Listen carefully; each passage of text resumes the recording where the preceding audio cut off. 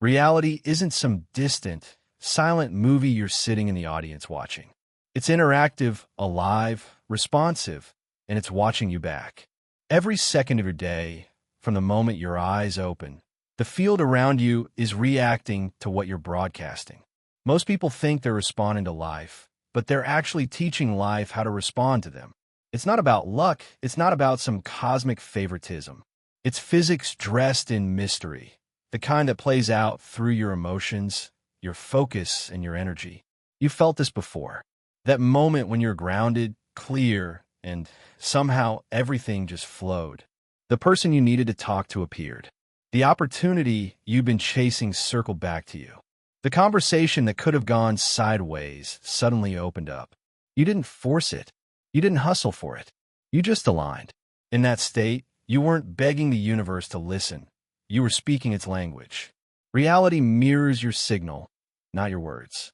You can say all the right affirmations, paste quotes on your mirror, visualize till your eyelids hurt. But if underneath all that, your frequency is chaotic, doubtful, desperate, or fragmented, the field only hears the noise. And noise scrambles results. The universe doesn't interpret want. It interprets being. That's the part we were never taught. We grow up thinking we get what we chase. But the truth is, we get what we broadcast. Imagine walking into a room. One person walks in calm, centered, certain. They barely say anything, yet everyone turns toward them. Another walks in anxious, scattered, trying too hard to be seen, and somehow people look past them. Same environment, different frequency. One emits coherence, the other emits confusion. The field responds to the clear one because it knows what to do with that energy. It's readable. The signal is clean. Now stretch that idea across your entire life. Every outcome you've experienced, successes, delays, heartbreaks, sudden breakthroughs, none of them were random. They were feedback, a mirror of the internal state you carried at that time. When you were aligned, things clicked. When you were fractured, things tangled. It's not punishment. It's calibration. Reality is mathematical like that. It simply multiplies what you give it. Most of us were trained to focus on controlling the outer world, strategy, action, timing, networking. And while all of that matters, it's secondary. It's the echo, not the cause. Think of it like music. The outer world is the speaker, but your inner frequency is the song. You can't change the song by yelling at the speaker. You have to rewrite the track. And rewriting starts with awareness. You can't tune your frequency if you don't know what you're currently broadcasting. So pause for a moment. Feel your body right now. Not your thoughts, your state. Are you calm or clenched? Are you curious or guarded? That state is your transmission.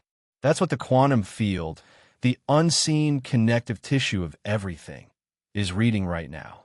And it's already aligning probabilities to match it. This is why two people can live in the same city, work the same job, and still inhabit completely different realities. It's not just perception, it's projection. Their internal state determines which version of that environment they actually meet. One person walks into Monday with grounded focus and meets opportunity. The other walks in with quiet resentment and meets resistance. It's not mystical, it's resonance. Life matches signal to signal, field to field. Here's where it gets tricky. Most people are unaware of what they're truly transmitting. They think they're broadcasting clarity, but their energy is full of contradictions. I want abundance, they say, while subconsciously vibrating scarcity. I want love, they say, while broadcasting fear of rejection. I want purpose, they say, while emitting confusion and hesitation. The universe doesn't sort through your words. It reads your coherence. And coherence only happens when thought, emotion, and body are on the same channel. That's why alignment feels effortless, because it is. When your inner dialogue, your feeling tone, and your posture all agree, reality doesn't resist.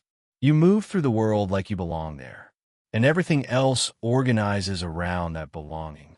But when you're fractured, life feels heavy, slow, resistant. You're working twice as hard for half the results. Not because you're broken, but because your energy is split, half sending, half doubting. The signal can't stabilize, so the field mirrors back instability. It's like trying to tune into a radio station while constantly twisting the dial. You might catch a few clear notes, but you never hear the full song. Now, here's where the observer effect from quantum physics slips into everyday life. Scientists found that the simple act of observing a particle changes its behavior. It collapses probabilities into one specific outcome. Before observation, that particle exists everywhere and nowhere, a cloud of potential. Once observed, it becomes definite. The observer's attention shapes reality at the smallest scale we know. What does that mean for you? Every time you look at your life, your finances, your relationships, your future, you're observing. You're applying focus. And that focus isn't neutral. It carries emotional weight. Fear collapses one probability. Faith collapses another. Expect rejection, and you'll find proof. Expect flow, and reality rearranges to show it. That's not superstition. That's energetic bias. Your attention sculpts reality because it carries energy. And the strongest energy always wins. If your thoughts say yes, but your body says no, the body wins. If your mouth says, I'm fine, but your frequency screams, I'm scared, the field hears the fear. Energy doesn't lie. So the real work isn't in forcing outcomes. It's in mastering the signal you're sending before you take action. If you move from fear, you'll manifest more reasons to fear. If you move from wholeness, life meets you there.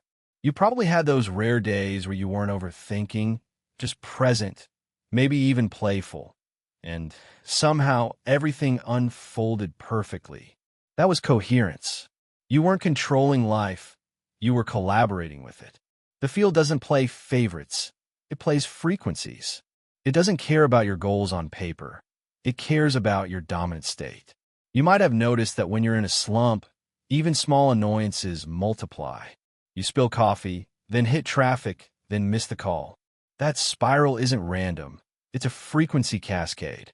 When you're tuned low, the field keeps matching you with more of the same. But when you reset, breathe, center, shift state, the sequence breaks. New probabilities open. That's why emotional regulation isn't a soft skill. It's quantum hygiene. Every unresolved emotion is like static.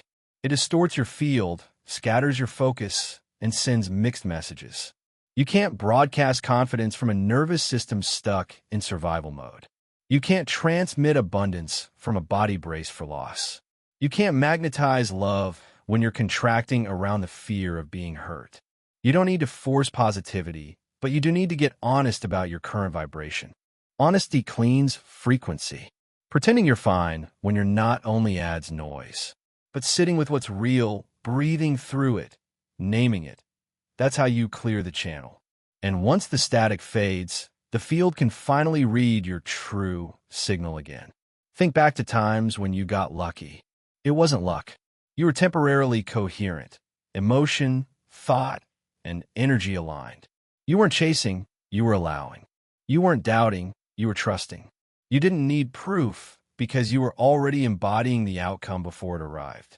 That's the code behind what people call manifestation, but stripped of all the fluff. The world isn't waiting to bless you. It's waiting for you to broadcast something it can recognize.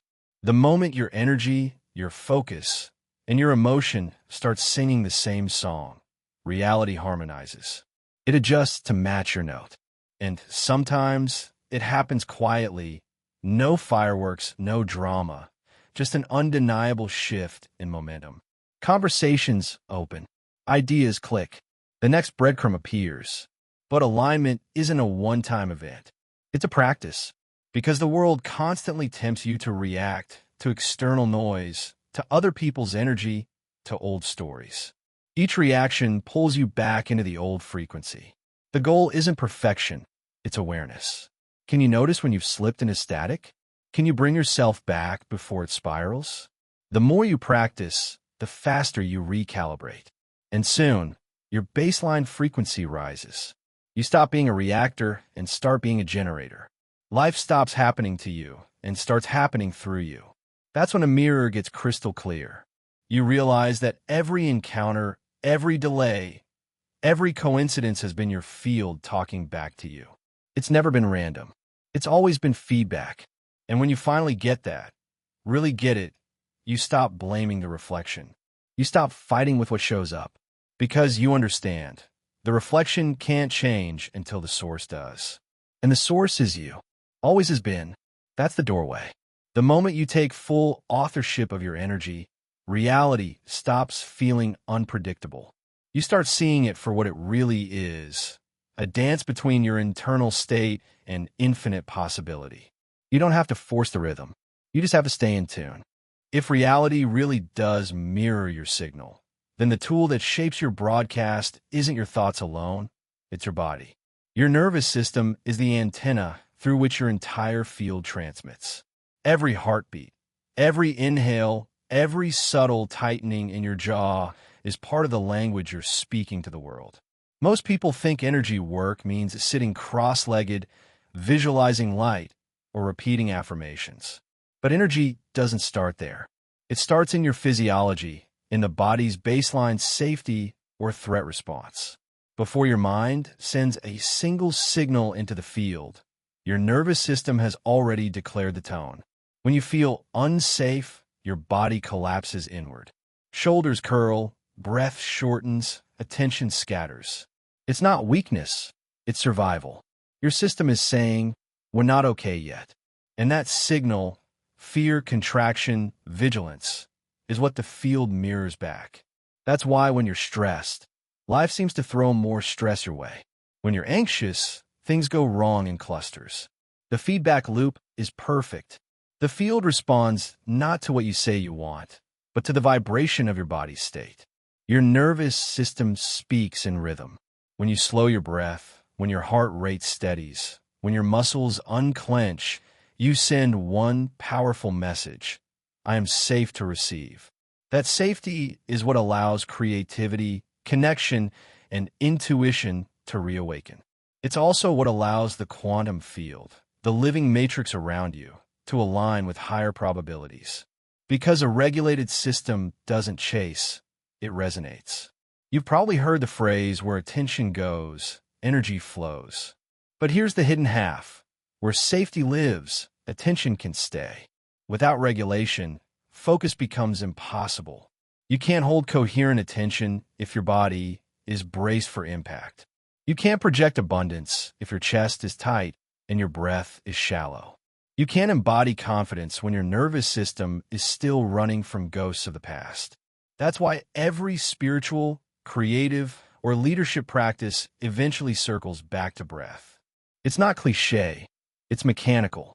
Your breath directly modulates your vagus nerve, the superhighway between brain and body. When you slow your exhale, you tell your system, we're not in danger anymore. And that one signal recalibrates everything. The brain waves that govern your attention, the heart's electromagnetic field that extends several feet beyond your body, even the hormones that decide whether you're in survival or creation. A calm nervous system isn't just pleasant, it's magnetic. People can feel it. You know those individuals who walk into a room and instantly lower everyone's guard? That's coherence radiating through physiology. Their energy feels stable because their system is stable. Their antenna is tuned to safety, trust, ease. It's not charisma in the performative sense, it's biological alignment. Their frequency says, you can exhale around me. And reality responds to that. Conversations open. Tension dissolves. Synchronicities multiply. Let's be real. Regulation doesn't mean nothing triggers you anymore. It means you can catch the wave before it crashes. It's noticing when your heart starts racing or your breath shortens and saying, wait, I can steer this. That awareness is power. Because every moment you regulate, you rewrite the signal. You're no longer at the mercy of reaction. You're back in authorship. So how do you retune your antenna in daily life? Start with presence. Every morning before you touch your phone, check your baseline. Are you grounded or buzzing? If you wake up tense, your field starts scrambled. Before you even engage with the day, pause and regulate. Deep inhale through the nose for 4 counts. Hold for 2. Exhale through the mouth for 6. Repeat that for 1 minute. The longer exhale activates your parasympathetic system, the body's internal brake pedal. It tells your antenna, we can broadcast peace now. Next, let your body speak truth before your mind does. If you're angry, notice the heat. If you're afraid, locate the tightness. If you're ashamed, feel the collapse. Don't suppress it. Breathe through it. When you allow sensation to move, energy moves with it. Suppression is static. Expression is signal. The more honest you are with your body, the clearer your field becomes. And then movement. Your antenna doesn't want to sit in stillness all day. It needs flow, walks, stretches, dance, shaking off tension. This isn't just wellness talk. When you move, you release stored frequencies that have been looping in your system. You've met people who radiate heaviness even when they smile. That's unexpressed energy stuck in the nervous system. The body remembers every unprocessed moment. But the good news, it also remembers how to reset. There's a profound humility in realizing that your spiritual power depends on biological safety. The higher frequencies, love, creativity, faith, intuition, can't anchor into a dysregulated body. It's like trying to broadcast symphony music through a cracked speaker. The distortion isn't personal, it's mechanical. That's why real transformation isn't about forcing high vibes. It's about creating internal conditions where high vibes can actually land. Somewhere along the way, people were taught to skip this part, to jump straight into affirmations, vision boards, hustle. But without regulation, those tools backfire. The subconscious hears, we're unsafe, and overrides every positive intention with survival coding. You can't manifest abundance from a state that's bracing for loss. You can't attract love while your body's guarding against intimacy. The field takes its cue from your physiology, not your slogans. So, start simple. Anchor safety first. Breath is your first instrument. Gratitude is the second. Gratitude isn't about pretending everything's fine. It's about reminding your system that there's still ground beneath your feet. When you name what's safe right now, the chair supporting you, the breath that still comes, the fact that you made it this far, your nervous system relaxes. That exhale is a frequency shift, from fear to presence, from contraction to openness, and reality listens. In that openness, subtle signals return, intuition, hunches, inner guidance. Those aren't random thoughts. They're your antenna picking up data from a field. But you can't hear them through static. Only regulation clears the line enough for wisdom to come through. The most advanced creators, leaders, healers, they're not the most talented. They're the most regulated. They can stay coherent when everyone else panics. They can hold clarity when the room fills with doubt. And because the field mirrors coherence, life keeps expanding around them. That's why calm is the ultimate authority. It's not passive, it's powerful. You might notice, once you begin this work, that your external world starts to quiet too. Conflict eases. Chaos lessens. Opportunities appear smoother. It's not that problems disappear. It's that your signal no longer invites them in the same way. You've tuned out of the frequency of constant urgency. You've stopped broadcasting static, and the field feels it. It starts aligning with your steadiness, sending back experiences that match it, conversations that resolve, timing that clicks, even synchronicities that seem impossible. You'll catch yourself saying, I was just thinking about that, or I knew that call would come. That's your antenna picking up the next signal before it arrives. You're not trying to control the universe. You're learning to communicate with it. And the language starts in the body, breath by breath, regulation by regulation. You're rewriting your energetic accent, turning panic into poise, doubt into data, survival into creation. Every time you take a conscious breath, the field hears, I'm ready to play again. You can't change the movie if you're still acting from the same script. And that script, the one dictating your tone, your choices, your limits, was written long before you knew you were allowed to edit it. Every expectation you hold about who you are and what's possible sits inside that programming. Identity is not just psychology, it's physics. Your sense of self is the template the field reads to decide which version of reality to mirror back. Think about it. When you expect rejection, you find it. When you expect support, doors open. It's not magic, it's mathematics. The field calculates probabilities based on the vibration of your belief system, and your belief system is built around identity. Who am I is not an abstract question. It's the single most powerful frequency you ever emit. Most people don't realize their identity isn't chosen, it's inherited. You absorbed it through parents, teachers, culture, relationships. You learned that being good meant staying small, that love had to be earned, that safety lived in control. Those lessons didn't just shape your thoughts. They rewired your nervous system, trained your emotional patterns, built your energetic signature. So even as your conscious mind says, "I'm ready for more," the deeper layers of your identity whisper, "But I'm not allowed." And the field listens to the whisper. Always. This is why affirmations often fail. You can't outtalk a frequency. You can say, "I'm abundant," all day long. But if your identity still vibrates with scarcity, the field only hears the vibration. You're not punished for it. You're mirrored. The same pattern repeats with new faces, new jobs, new cities because the broadcast hasn't changed. But here's the liberating part. Identity isn't fixed. It's programmable. It's a living frequency that can be upgraded, not by pretending to be someone else, but by remembering who you were before the world installed fear into your system. Your expectations follow identity like planets follow gravity. Expectation isn't hope, it's assumption. It's the lens through which you observe the field. And since observation collapses probability, what you expect becomes what you meet. The universe doesn't argue, it complies. If you walk through life assuming struggle, you collapse the version of reality where struggle exists. Not because you're cursed, but because that's the timeline your energy recognizes as familiar. To rewrite identity, you have to work deeper than thoughts. You have to reach the body, the subconscious, the emotional memories that built your sense of I. That's where attachment patterns live. That's where your nervous system learned what love feels like, what danger feels like, what success costs. Every adult identity is an echo of that early programming.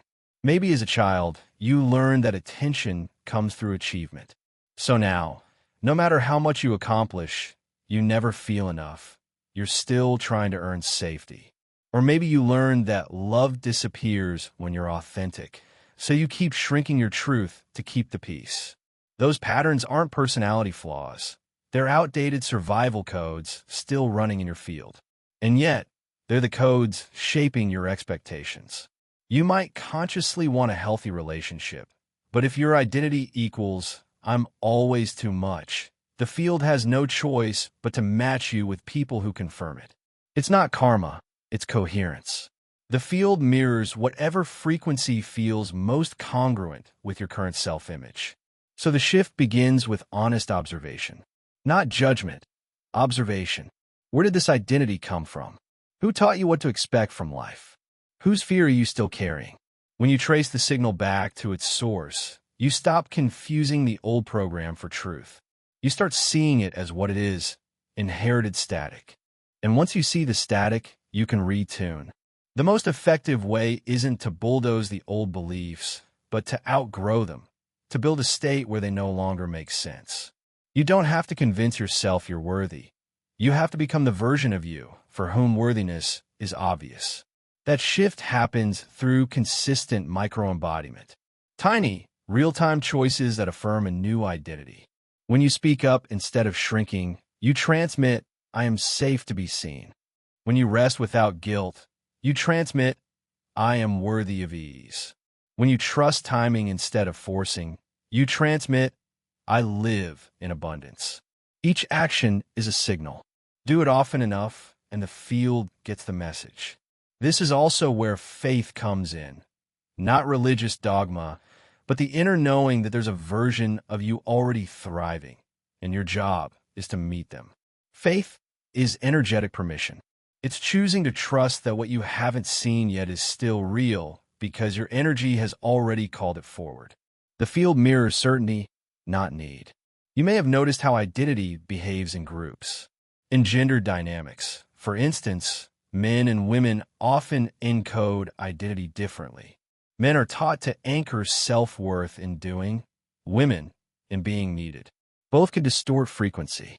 One broadcasts, I must perform to deserve.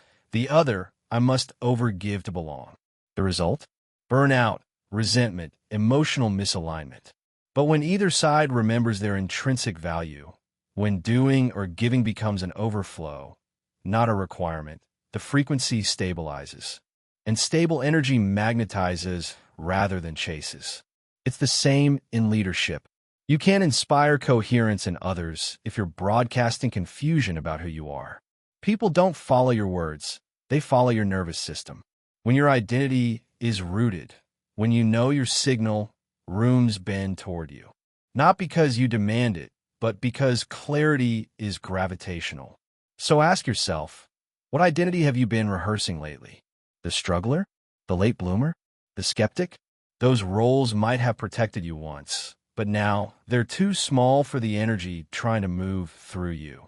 It's time to retire them with gratitude. They kept you safe. Now they're keeping you stuck. You don't have to know who the new you fully is yet. You just have to start living as if the old program isn't the only option. You can treat each interaction as a lab experiment. What if I respond from the version of me who already trusts? That's how identity upgrades itself, through repetition in real time. And eventually, something clicks. The external world starts reflecting a different tone. The feedback shifts. People treat you differently. You find yourself in situations that once intimidated you, moving with ease. That's not coincidence. That's the field adjusting to your new baseline of expectation. Identity work is the most radical act of creation because it doesn't ask the world to change. It asks you to remember that you're the signal caller. Every version of you that could ever exist is already out there, vibrating on its own frequency. You don't reach them through striving. You meet them through resonance. The moment you stop saying, when I get there, I'll feel worthy and start living, because I'm worthy, I'm already there, the field doesn't hesitate. It reorganizes instantly. That's when expectation stops being a wish and becomes a law. And that's when reality finally says, welcome back. We've been waiting for this version of you. Once you start reshaping identity, the next frontier is focus. Because focus is the steering wheel of your frequency. Where attention goes, energy flows. And where energy flows, reality follows. But in a world engineered to hijack your attention every 30 seconds, most people are leaking signal all day without realizing it. The phone buzzes, the mind races, comparison sneaks in, and suddenly you've tuned your broadcast to confusion. A scattered mind creates a scattered field, and a scattered field can't build anything solid. Your attention is sacred real estate. It's the architect of your timeline. Every time you scroll mindlessly, argue pointlessly, or replay an old regret, you're drafting blueprints for a future you don't want. Because attention isn't neutral, it's an investment of energy. Whatever you attend to, you authorize. You give it power to take shape in your reality. But attention isn't just cognitive, it's emotional. It's charged. Every thought carries an emotional current underneath it, and that current decides the signal strength. Think of your emotions as the volume knob of your broadcast. You can whisper doubt or amplify faith. The frequency you hold while focusing is what the field locks onto. That's why emotion and focus can't be separated.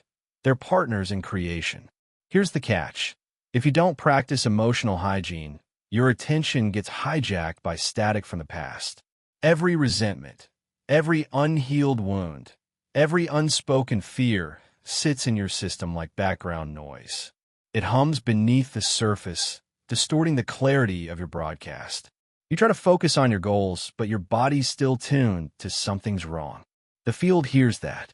It hears mixed signals, wanting expansion, radiating contraction, and it mirrors the confusion right back. Cleaning your energy doesn't mean forcing positivity. It means honesty. It means allowing yourself to feel what's real, to process it through breath, through movement, through prayer or stillness, whatever releases it from the loop. When emotion moves, signal clears. When you stop repressing or performing, coherence returns. Think of it like decluttering your mind's living room. Every unresolved emotion is a piece of furniture left in the dark. You keep tripping over it. But once you turn on the light and move it, space opens. Clarity breathes again. That clarity is what allows your attention to stabilize. And that's where focus becomes architecture. You start using attention deliberately as a tool, not a reflex. You begin to design what your energy builds each day. One of the most underrated forms of manifestation is selective attention, learning to ignore what no longer matches your desired frequency. Not in denial, but in discernment. When you stop feeding drama, you stop looping it. When you stop reacting to noise, you stop amplifying it. Here's the emotional side of that. When you stop fighting the old frequency, you regain creative energy. That's emotional hygiene. Instead of carrying grudges like weights, you transmute them into insight. Instead of suppressing sadness, you let it move through and reveal what it came to teach. Every emotion has an energetic message. Anger often hides violated boundaries. Fear points to misplaced trust. Shame signals disconnection from worth. Once you hear the message, the charge dissolves. This is where behavioral science meets energy. When you give an emotion conscious attention without judgment, the brain rewires. The amygdala calms. The prefrontal cortex re-engages. Physiology changes. Your heart rhythm smooths. The field senses coherence returning. That's not metaphor. That's measurable physics. Your heart's electromagnetic pattern literally stabilizes, broadcasting a more consistent wave. The people around you feel it too. The room feels calmer. Conversations shift tone. Opportunities flow where tension used to live. But focus is fragile. It needs rituals. The same way you brush your teeth daily, you must clean your attention. Set boundaries with what you consume. Start the morning without your phone. Instead, tune your system. Slow breath, grounded gratitude, a brief check-in. What frequency do I want to hold today? It takes less than 2 minutes. But that micro-ritual tells the field, I'm broadcasting on purpose. Throughout the day, when stress builds, don't power through. Pause. One deep inhale through the nose. One long exhale through the mouth. Ask, what am I feeding right now, signal or static? That question alone can reset the whole trajectory of your day. People often misunderstand mastery as control, but true mastery is direction. You're not trying to dominate your mind. You're partnering with it. You're giving your attention a job. Build coherence. Focus on what's aligned. Release what isn't. When your attention becomes precise, life simplifies. The unnecessary drama fades. The wrong people fall away because their frequency can't anchor to yours. It's not rejection. It's resonance sorting itself out. That simplicity is where power lives. Because the field doesn't need loudness. It needs clarity. And clarity isn't emotionless. It's emotionally honest.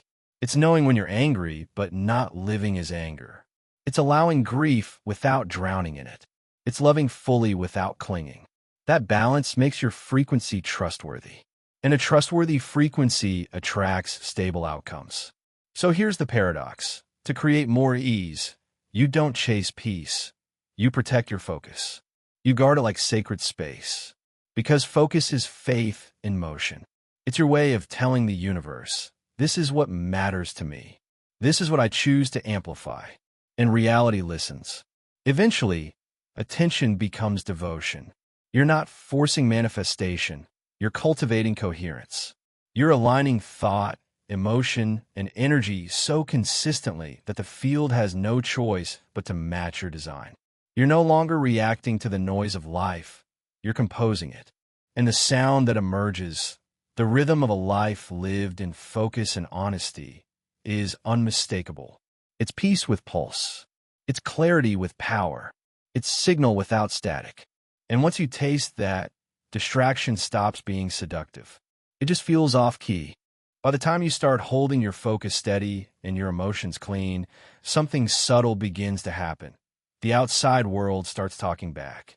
You'll call it coincidence at first. The text you needed arrives just after you think of it. A stranger says the sentence you've been needing to hear. You think of someone, and they message you. Those aren't random flickers in the dark. They're feedback. That's synchronicity, the field confirming that your broadcast has been received.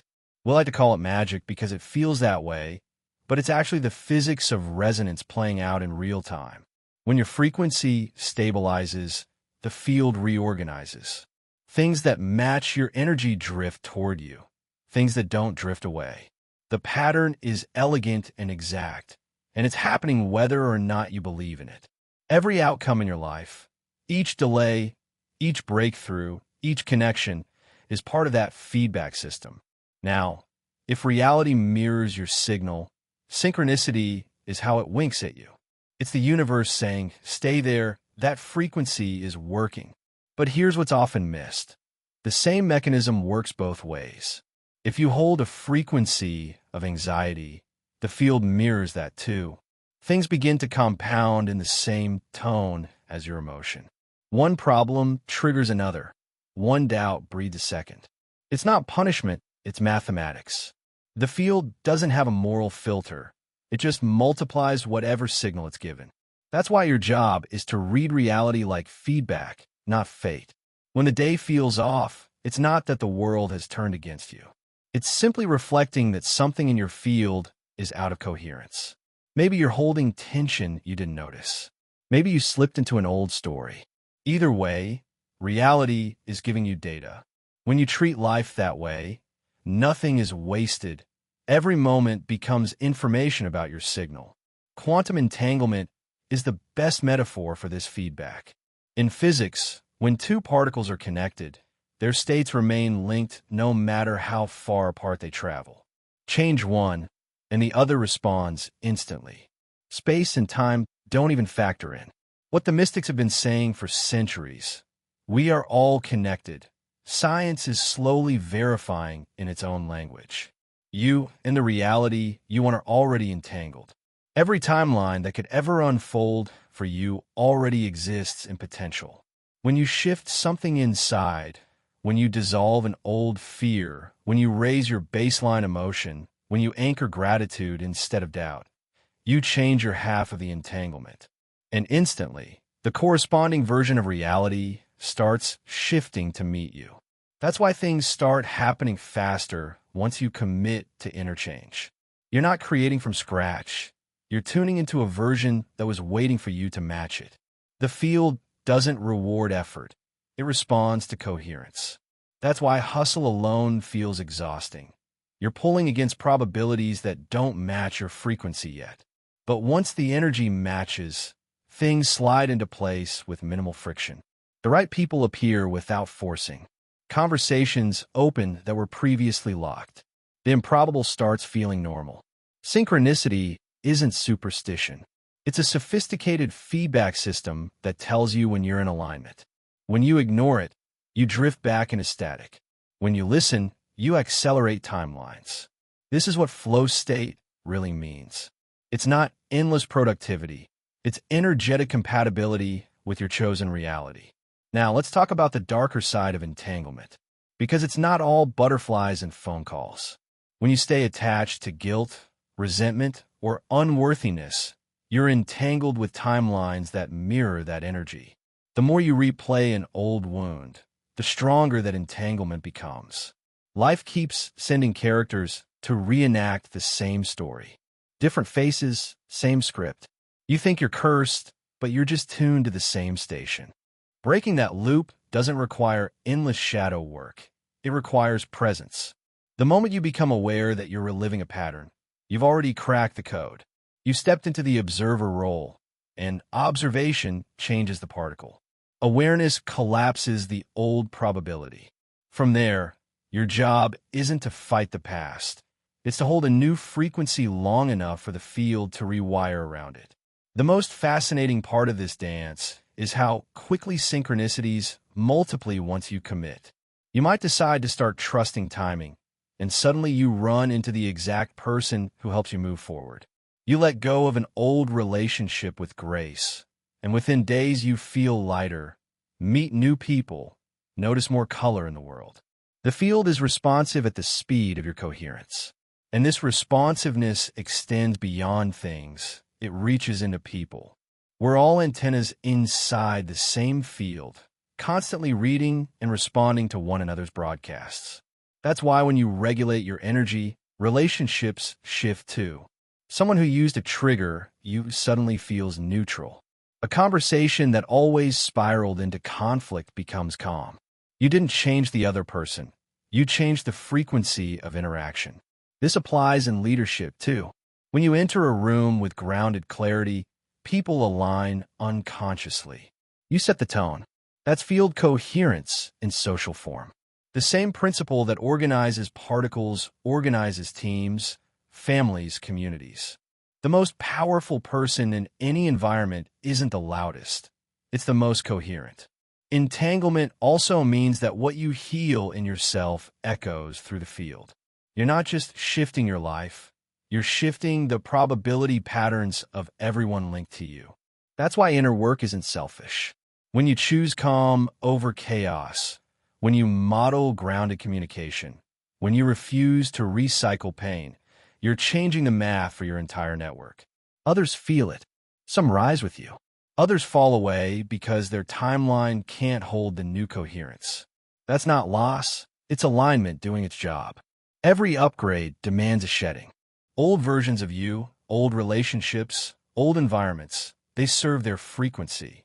When you change yours, some of them won't match. Let them release with love. You're not abandoning them.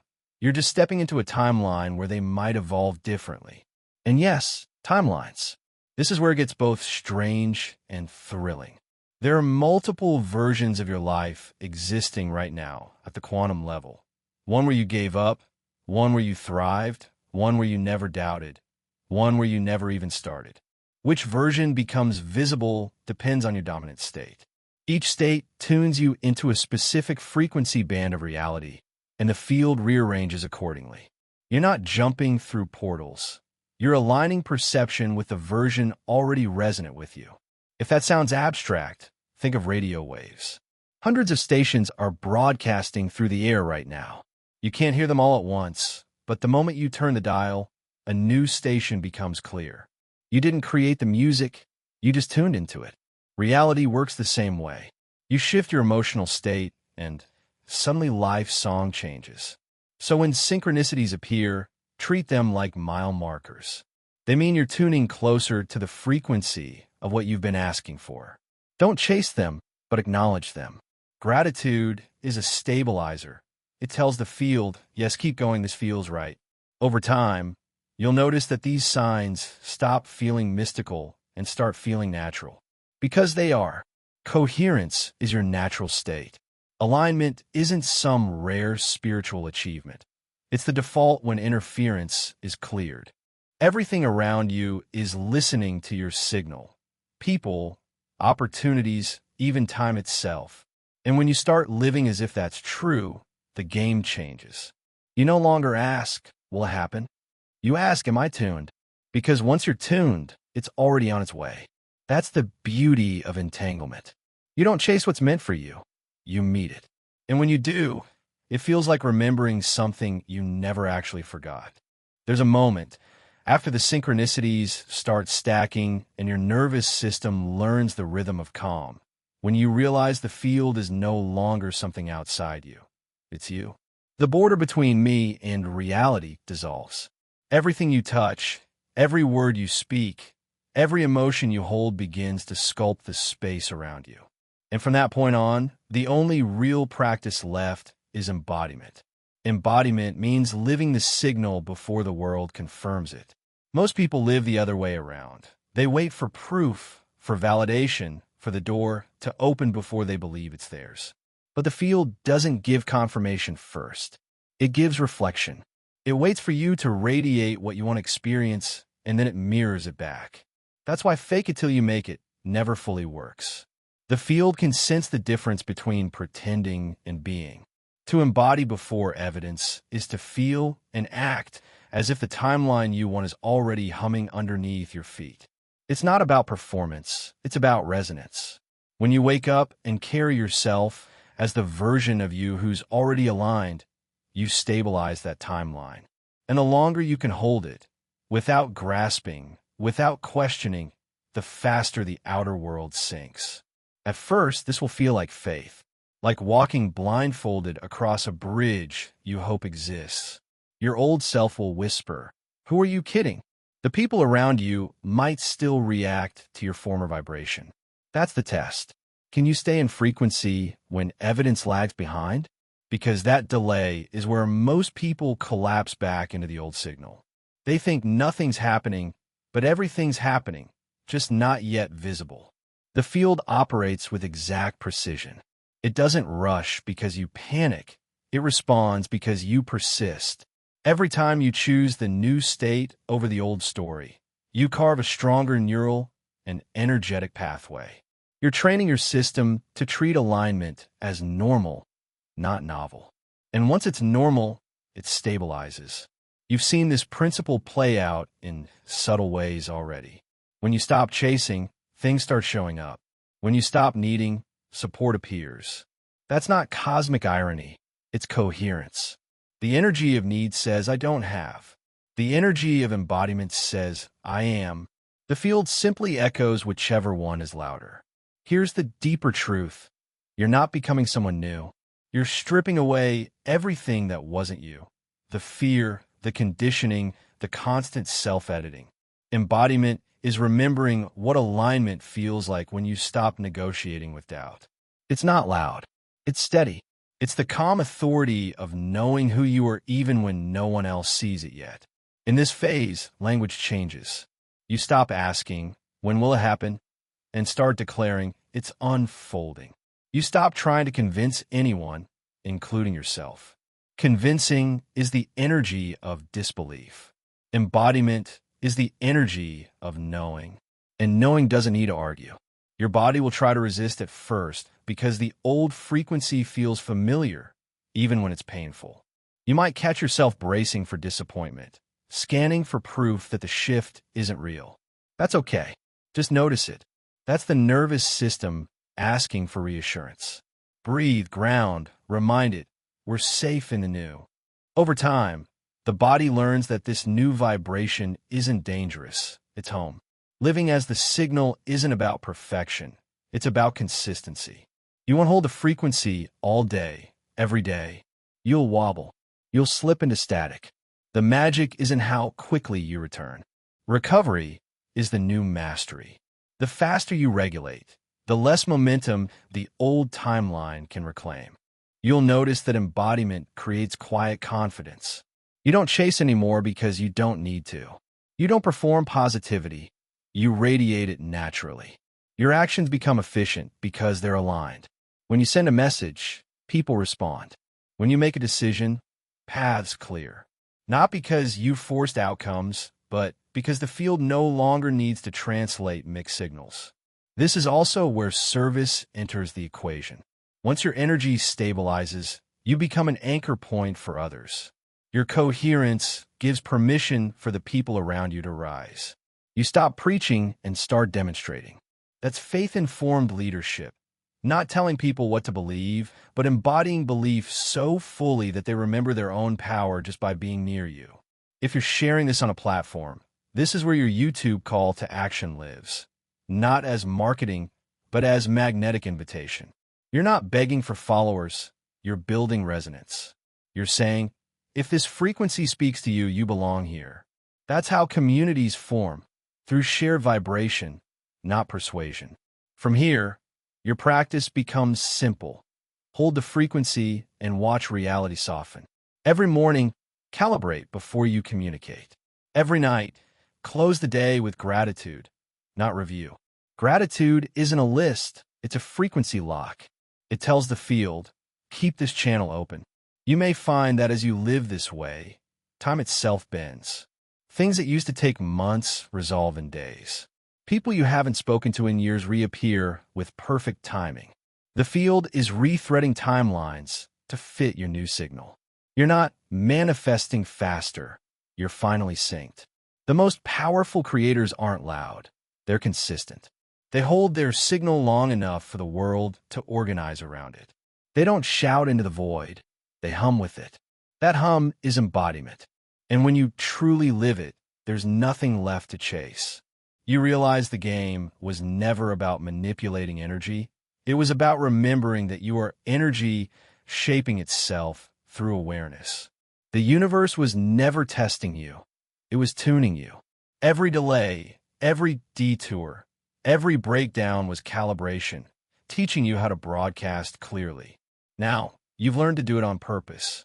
You know that breath sets the tone, focus sets the direction, identity sets the range, and faith holds the line. You don't need to wait for alignment. You are alignment. So when you end your day, remember this. Reality isn't listening to your words. It's listening to your coherence. Keep your frequency honest, your breath steady, your attention clean. And the field will keep mirroring you with precision that feels like grace. That's the secret no one can sell you. The one truth that makes every teaching click: you were never meant to chase the signal. You were meant to be it. When the lights go low and the world gets quiet, listen to what your life has been whispering all along. It's never been shouting orders at you. It's been echoing the tone of your own heart.